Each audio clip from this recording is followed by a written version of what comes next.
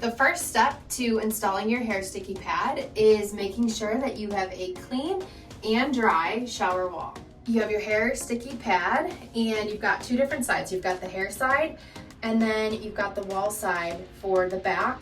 You're going to peel where it says peel here and peel off this back sheet.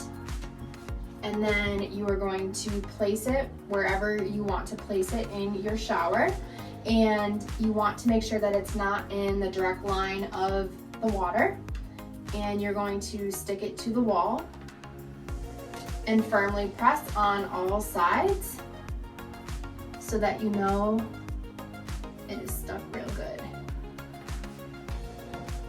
When installing the hair sticky pad, you want to make sure that the non-adhesive horizontal laneway is pointing towards the bottom. Now, it's not a huge deal if it ends up somewhere else. We just find that it's easier to pull up from the bottom. And then for the last step of installation, you are going to remove this top hair side cover sheet to expose the adhesive layer below.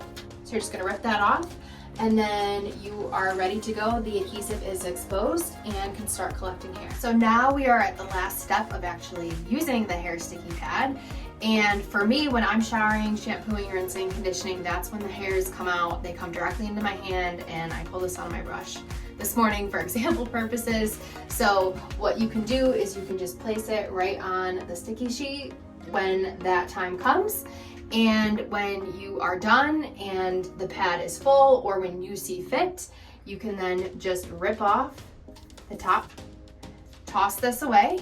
Your shower wall stays clean, your drain stays clear, and you've got your next sheet that has exposed adhesive ready to go for the next time. So you get multiple uses out of your hair sticky. Now, another note I want to make is, for me, this is about how much hair I will lose in a shower depending on the last time I showered. But I know everyone's different. Some lose more, some lose less. So it's really up to you how full you want to let your pad get and how often you want to rip off that top sheet. That is completely up to your own discretion. Now, you will have multiple layers, and when you get to the very last one, you will rip off the entire backer and install your next hair sticky pad at that time.